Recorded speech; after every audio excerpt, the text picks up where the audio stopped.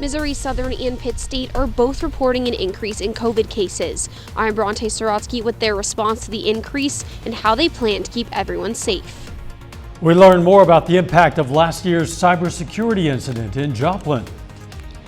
President Biden visits Pittsburgh to tout the bipartisan infrastructure law, coincidentally, hours after a bridge in that area collapsed where vehicles were crossing. I'm Skyler Henry at the White House with more on his message and the administration's efforts to fix aging roads and bridges. The 4 states' most watched news starts now. Local university students and staff have returned from winter break, but their return raises concerns as COVID-19 cases have climbed. This is KOAM News at 10. KOAM's Bronte Sorotsky has more on a rise in cases at both universities and how the schools plan to keep students safe on campus.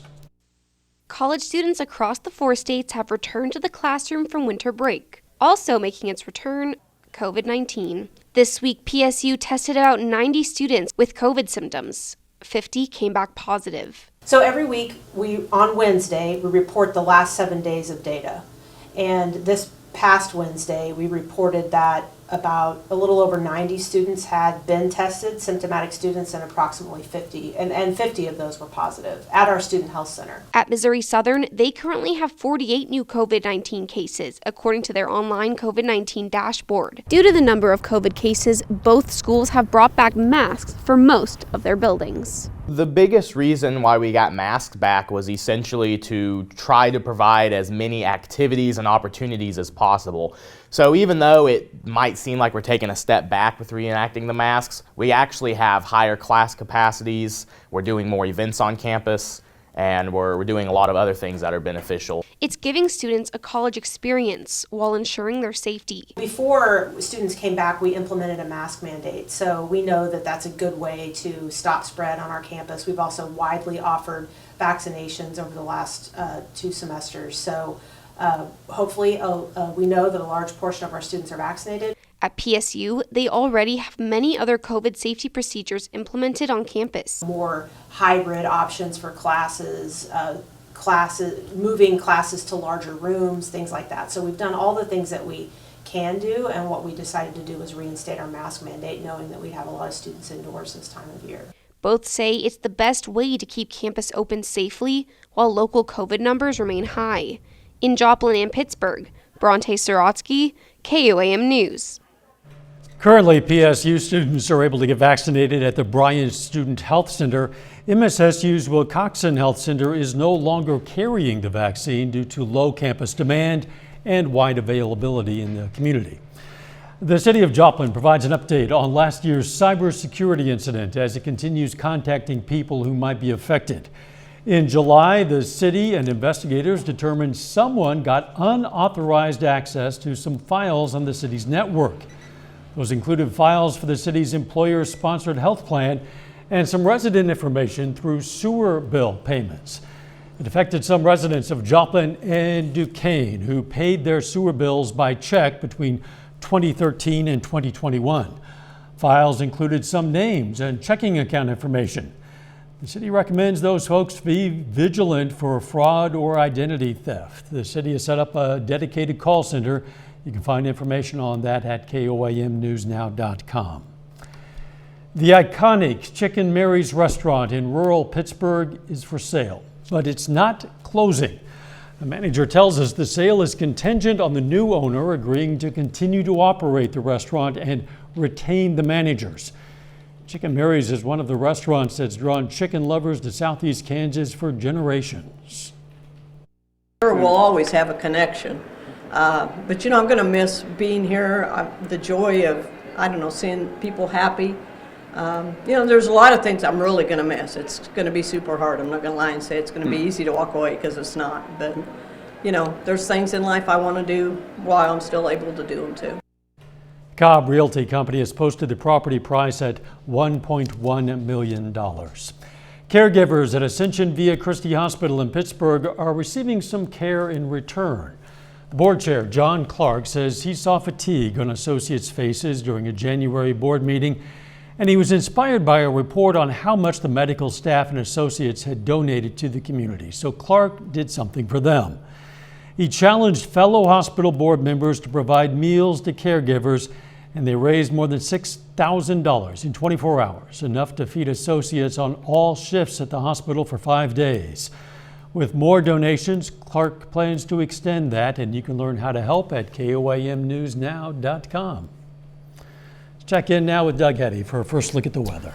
Well, it turned out to be a pretty good Friday for us today. It was chilly across the region, but we had sunshine, and it's Friday. 36 was our high. We started at 22, so 10 degrees below where we should be for this time of the year. But clear skies, nothing is going on here, nothing's going on across the entire Central Plains. So our weather's pretty quiet as we go through the next few days. But it is cold. We're sitting 22, 23, 20 degrees across the region. We are very close to our overnight low. In fact, temperatures will actually start to rise a bit once we get to about 3 or 4 o'clock in the morning.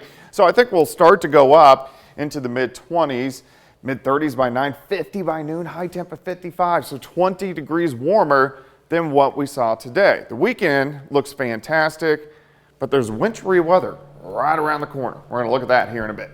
See you then. Joplin woman is reaching out to you to help a friend with leukemia. That friend is Brianne Therian, who's battling leukemia for the second time in less than a year. Brianne is now in the process of locating a stem cell donor. Kelly Out at Farmers Insurance in Joplin hopes people will register for a swab kit to see if they match.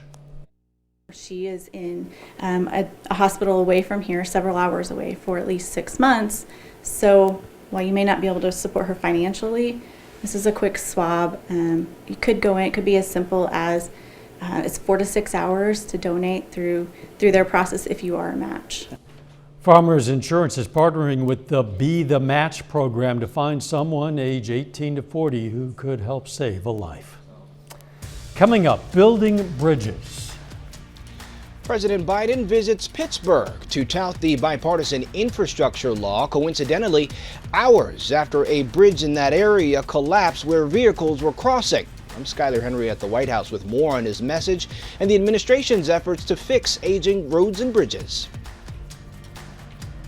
Also, Oklahoma's Tiger King learns his new prison sentence. Federal judge has resentenced Tiger King Joe Exotic to 21 years in prison. The former zookeeper in Oklahoma, whose real name is Joseph Maldonado Passage, was convicted in a murder for hire case involving his chief rival, Carol Baskin. He was sentenced 2 years ago to 22 years in prison, but a federal appeals court ruled last year that the proper sentencing guidelines weren't used. He was resentenced today in Oklahoma City. President Biden traveled to Pittsburgh, Pennsylvania to tout his accomplishments on the economy and the physical infrastructure law. The event was held just miles away from what's today a pile of rubble after a well-traveled bridge collapsed this morning. Local officials say no one died, though 10 people were injured. 3 were taken to the hospital. Skyler Henry has more. Coming off on the other side of the concrete there. President Biden toured the scene of a bridge collapse in Pittsburgh. It happened hours ahead of his planned speech to sell the bipartisan physical infrastructure law. Across the country, there are 45,000 bridges in poor condition. It's just simply unacceptable. The next time, we don't need headlines saying that someone was killed when the next bridge collapsed. A Port Authority bus and multiple other vehicles were on the bridge at the time. County officials say there were only minor injuries after a very physical rescue effort. Technicians rappelled down using ropes to go down over the side.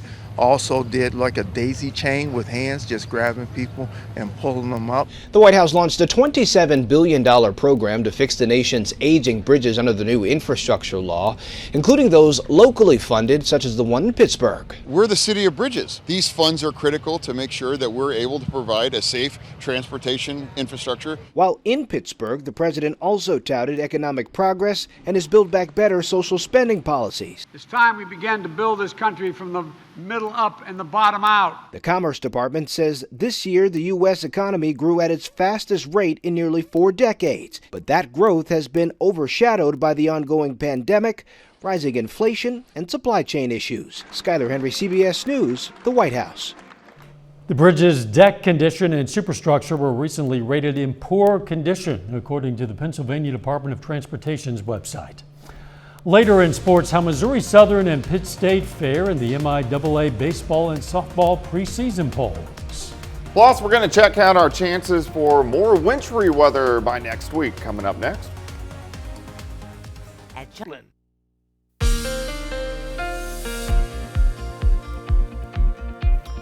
Well, it turned out to be a decent Monday for us.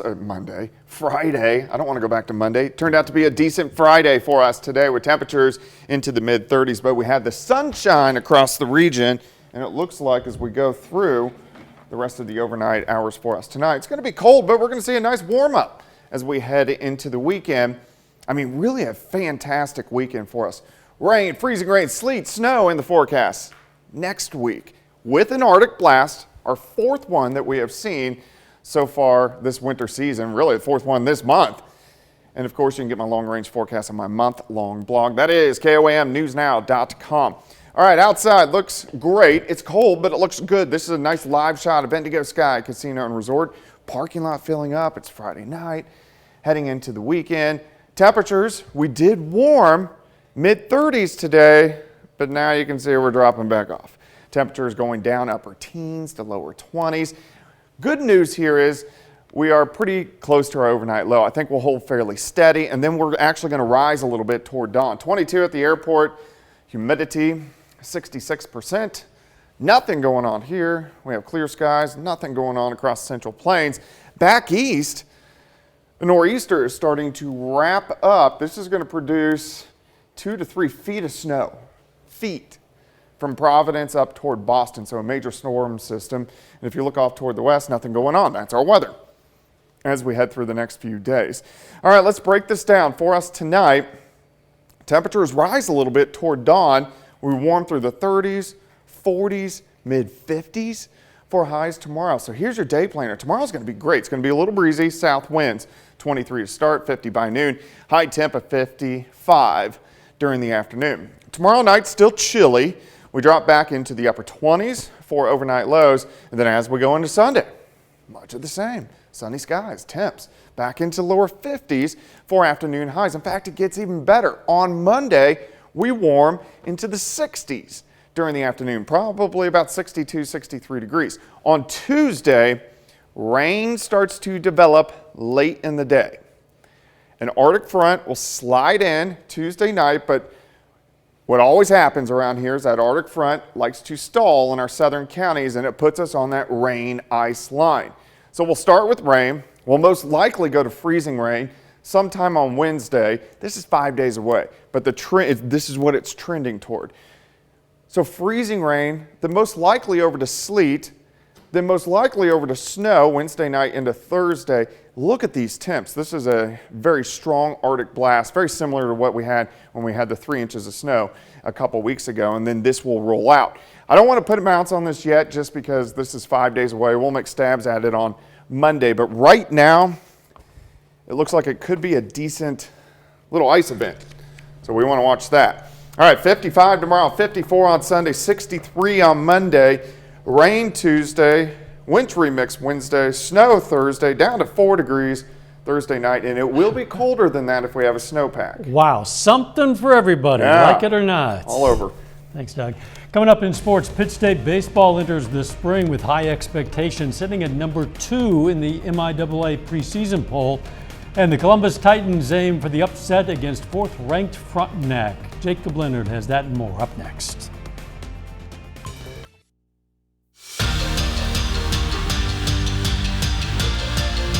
Well, the MIAA released its preseason baseball and softball polls today. On the baseball side, Missouri Southern was picked to finish 5th in the league, while Pittsburg State is number 2. Now, the Gorillas, coming off a great season, they were 30-16 overall last year, including 21-12 in the MIAA, finishing 2nd in the postseason conference tournament. Now, Pitt State is behind only last year's national runner-up Central Missouri, so expectations are pretty high heading into the spring. It's a good honor, but it doesn't mean anything. You know, anything you get when the season starts, you have to earn, and that's what we're going to try to do, is earn everything the right way, play the right way, and see what happens in the long run. We're all excited. I think, you know, we're here to do one job, and that's to win a conference title here and maybe host a regional and try to do some things that haven't been done here for a while. We think we have the talent, and I think everyone's motivated from last year. You know, we kind of struggled towards the end of the season, you know, got into the conference tournament, got into the conference championship, but didn't finish how we wanted to, didn't make a regional. So, you know, we are ready to go this year, ready to prove who we are and show everyone who we are. Offensively, you know, we have a lot of those guys back, and we've added some really nice pieces. So if you ask me right now, I think we're going to do a good job scoring runs, but we have pitchers that are going to throw strikes and give us a chance every time they run out there. As for the softball poll, Missouri Southern, the highest ranked local team in the preseason at number 4. They were 30-15-1 last season.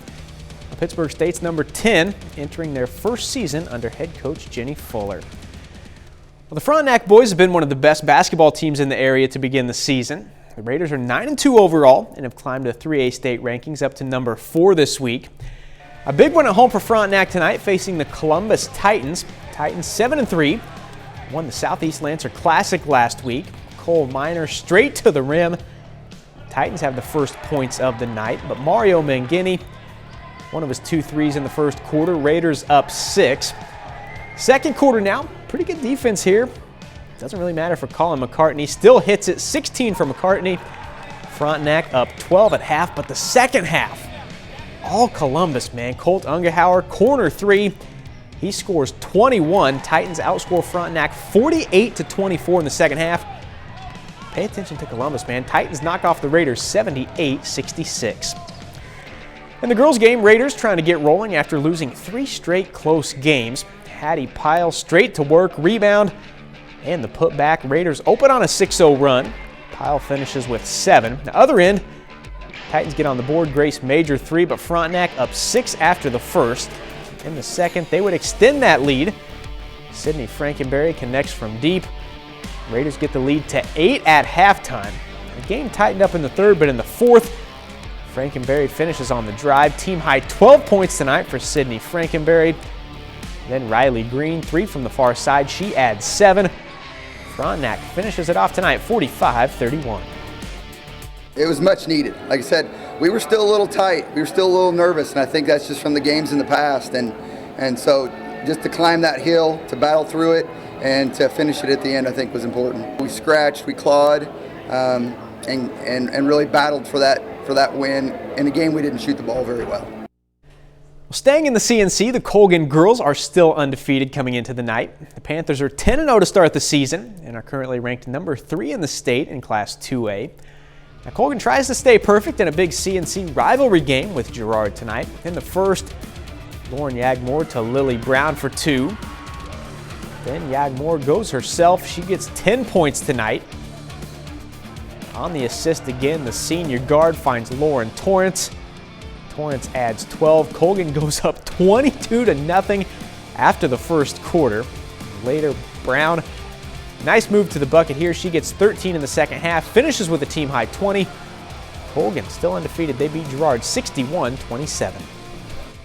We've played our best basketball when we have come out on fire, and we knew it would be huge tonight. We're pretty good once we, get the momentum going. We're pretty hard to stop, so I was really pleased. But every game they take it like it's, the state championship. It's business for them. If we peaked, I'd be worried, but we haven't yet. To the boys now, Girard looking to push their winning streak to 5 games and knock off the Panthers. A good start for the Trojans. Bram Bourne fakes and gets to the bucket for 2. Now here he is again. This time, no good, no problem. Luke Nigaman there for the finish. Now Colgan playing a bit of catch-up. Stuart O'Brien on the reverse. Panthers, though, down by 9. Then Brecken Troike grabs the loose ball and gets it to fall. Girard wins on the road tonight, 49-38. Well, the Parsons girls are on a roll right now. The Vikings won the Southeast Lancer Classic last weekend. They won 7 in a row, and they're now 9-3 overall this season.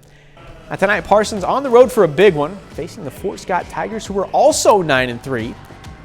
Tigers get the offensive rebound. Kick goes out to Allie Brown.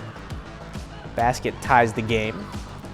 Next, Sydney Scheibe takes the pass. She will hit the 3. Scheibe scores 14 points tonight. Vikings extend their lead to the third now. Tigers come out strong. Abby Altick in the corner.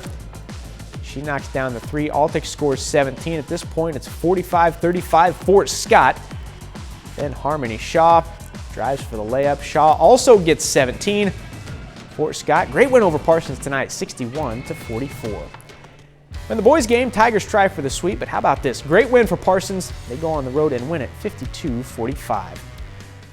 The Kansas City Chiefs host the Cincinnati Bengals on Sunday in the AFC Championship game. Like we do every Friday on game week right now, it's time to hear from the voice of the Chiefs, Mitch Holthus, in this week's Minute with Mitch.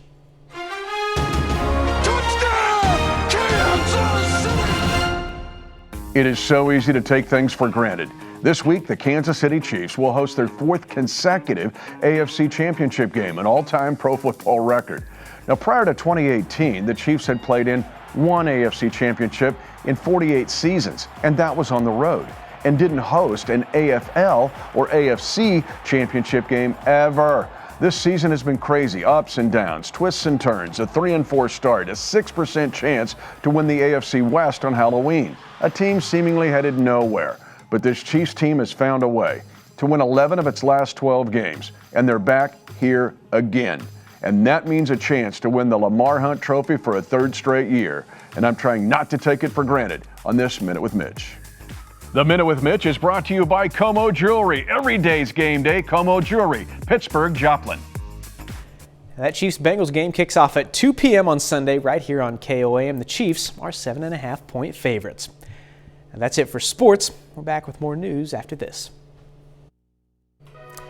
Take time now to honor our local World War II veteran. Harold Hill Sr. served with an infantry unit in the U.S. Army from 1942 to 45, stationed in France, received a Purple Heart. His hometown, Coffeyville. And we are proud to salute Harold Hill Sr., a four-state hero.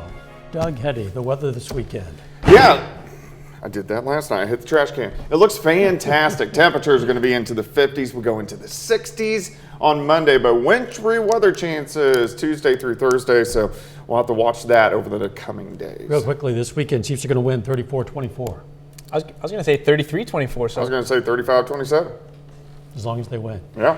Before we go tonight, we want to give our thanks and best wishes to Jenny in the control room, who's waving her hands like a maniac. Hi there, Jenny. Jenny is our technical director. She's one of the many people in our control room who make the magic happen for us every night. It's her very last newscast with us. We wish you well, Jenny. Best to you. We've been lucky to have you for a number of years now. Thanks for joining us. Let's go Chiefs, and let's make it a great weekend. Salon service is provided by